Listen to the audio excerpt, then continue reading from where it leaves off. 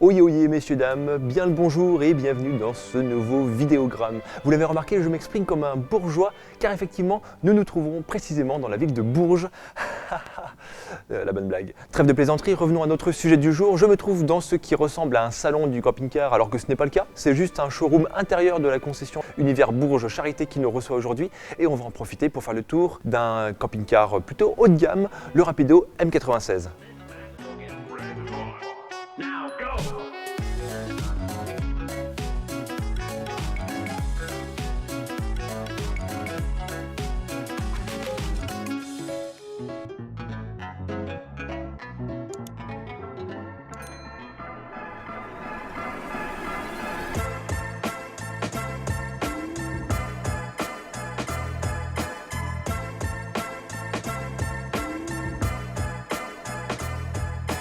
Rapido, c'est une marque française basée à Mayenne, milieu de gamme et plutôt reconnue pour son savoir-faire. Ensuite, le Rapido M96, c'est le modèle le plus élaboré pour aller concurrencer des marques qui sont généralement plus haut de gamme.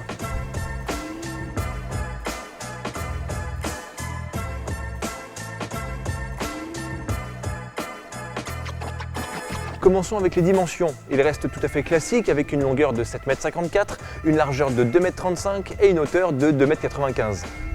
Bon, je dis classique parce qu'il peut se conduire avec un simple permis B, mais j'y reviendrai plus tard dans la vidéo. Certains éléments peuvent déjà se remarquer de l'extérieur, avec en premier une grande porte qui cache une soute garage, et puis ces différentes trappes qui laissent deviner la présence d'un double plancher. En effet, le Rapido M96 est proposé avec un châssis Alco qui a été spécifiquement développé pour les camping-cars et qui améliore le confort et la stabilité sur la route.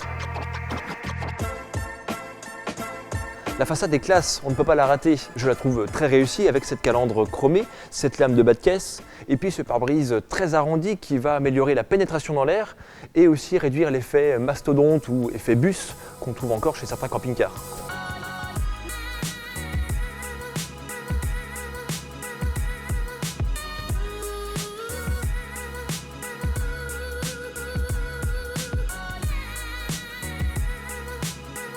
À l'intérieur, l'ambiance est luxueuse mais sans excès, les lignes sont modernes et l'atmosphère générale est plutôt lumineuse.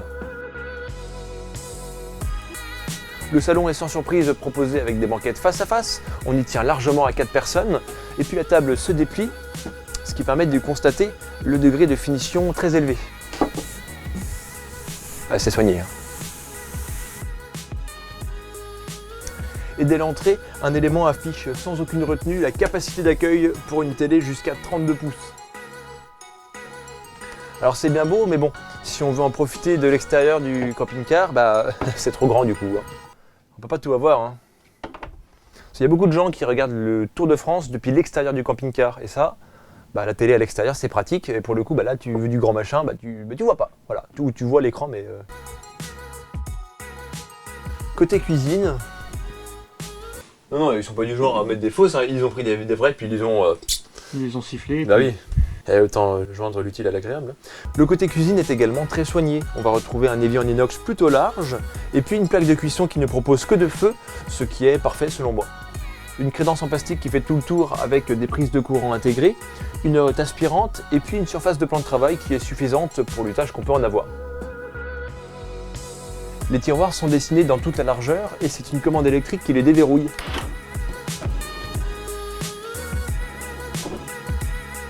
Derrière moi, un grand frigo à double porte de 171 litres. C'est un trimixte, il fonctionne donc sur le gaz, le 12 volts et le 230 volts. Les placards s'ouvrent avec une simple pression et les vérins font le reste du travail.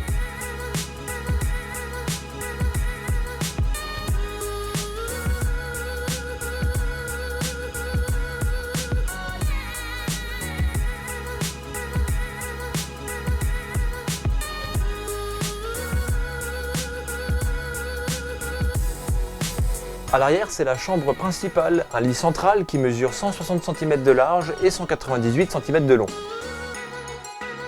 Celui-ci est réglable électriquement pour dégager de la hauteur dans la soute si on veut, on le verra tout à l'heure à l'extérieur, et pour couronner le tout, la tête se relève pour dégager le passage pendant la journée.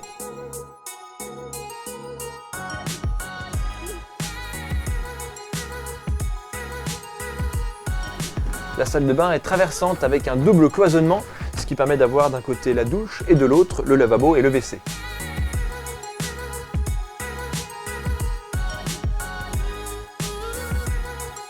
Côté ressources, il y a à disposition 130 litres d'eau propre et 110 litres d'eau usée.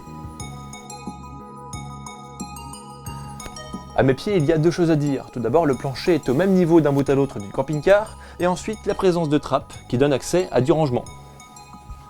Le fait d'avoir un double plancher permet donc de supprimer les marches, d'apporter du rangement supplémentaire et d'améliorer l'isolation thermique. Alors on va bientôt arriver au poste de conduite, mais avant ça, jetons un petit coup d'œil à la soute.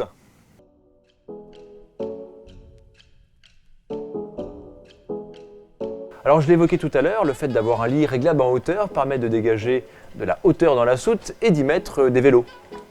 Alors c'est tout électrique, il faut être assez patient, les vérins font leur boulot mais assez lentement.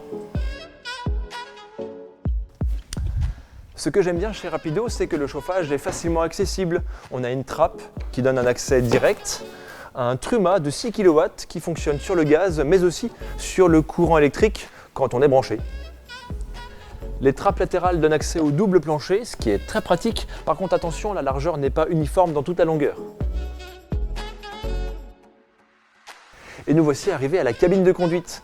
Je pourrais parler de poste de pilotage, mais bon, on va garder les pieds sur terre. Nous sommes évidemment dans la cabine d'un Mercedes Sprinter avec sa finition supérieure, le volant multifonction avec revêtement en cuir, et puis le pack média intégré qui reçoit un écran de 10 pouces, caméra de recul et GPS inclus dans ce modèle. Motorisation 2,2 litres pour 170 chevaux et tout ça évidemment avec une boîte de vitesse automatique à convertisseur de couple, une des meilleures du marché et on en parle évidemment dans d'autres vidéos sur les boîtes automatiques. C'est joli hein. Alors j'avais indiqué tout à l'heure que ce modèle peut être conduit avec un permis B, c'est un châssis 3,5 tonnes donc pas de souci. Par contre le surpoids ajouté par la boîte automatique a fait sauter une place carte grise, ce qui fait qu'on ne peut rouler qu'à 3 et non à 4, c'est comme ça. Et oui parce que, petit aparté, le fait d'avoir une boîte automatique ajoute toujours du poids. Je le dis dans notre vidéo sur les boîtes auto, on en a déjà dit tout. Mais effectivement, notamment chez Rapido, ça a pas mal d'importance. Le niveau de motorisation, le nombre de places carte grise, la boîte automatique et la possibilité d'attelage, ce sont des paramètres qui influencent le nombre de places assises. Et aussi sur ce modèle de 3,5 tonnes, la charge utile va être réduite. 285 kg, ce n'est pas énorme. Mais heureusement, on peut faire modifier le PTAC pour l'augmenter jusqu'à 3650 kg, ce qui est déjà un peu plus confortable, mais du coup c'est un poids lourd. Et d'ailleurs là aussi, on a fait une vidéo.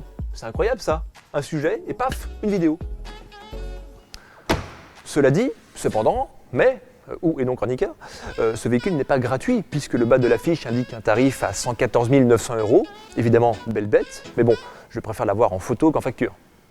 On devine bien que ce camping-car joue dans la cour des grands. La finition est soignée jusqu'au moindre détail, mais l'ensemble reste léger au regard, ce qui lui donne une certaine discrétion si j'ose dire.